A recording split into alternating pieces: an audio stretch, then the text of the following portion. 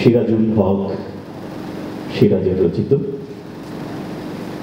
আমাদের মনের মধ্যে একটা দ্বিধাদ্বন্দ্ব সবসময় কাজ করে ধর্ম এবং অধর্ম নিয়ে। একজন কবি, সেও তো স্রষ্টা, আবার মানুষ যে সৃষ্টি করেছে উনিও তো স্রষ্টা। এখন সেই দুই স্রষ্টার মধ্যেই এক ধরনের দ্বন্দ্ব। কবিতাটার নাম দিল কানা।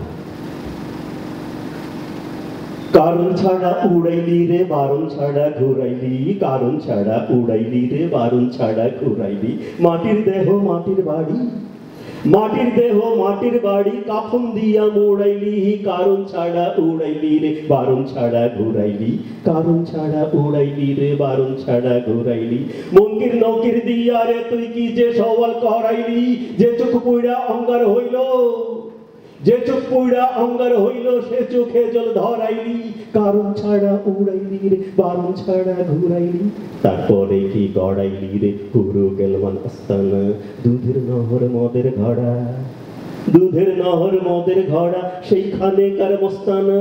তোর জিকিরে খুব ফিকিরে আমি দয়াল থাকবো না, তোর জিকিরে খুব ফিকিরে, তোর জিকিরে খুব ফিকিরে আমি দয়াল থাকবো না। শব্দ শিল্পের মুরিদ আমি, শব্দ শিল্পের মুরিদ আমি, তোর ছবি তো আঁকবো না। নিজ গুণের মেহের দিয়া, নিজ গুণের মেহের দিয়া ক্ষমা করিস আমাকে। কথায় আছে প্রথায় আছে রাখে আল্লাহ মারে কে, ক্ষণে ক্ষণে চমকে উঠি হঠাৎ ফুটি চাঁদ হয়ে, আবার নিশি ক্ষুব্ধ নদী অন্ধকারে যাইব এ।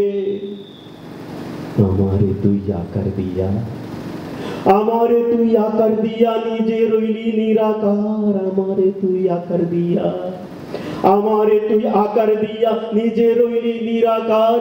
ভাবের গুহায় নূরের কবি, ভাবের গুহায় নূরের কবি, দিল কানা তুই করলি কার, ভাবের গুহায় নূরের কবি, দিল কানা তুই করলি কার, ভাবের গুহায় নূরের কবি, দিল কানা তুই করলি কার।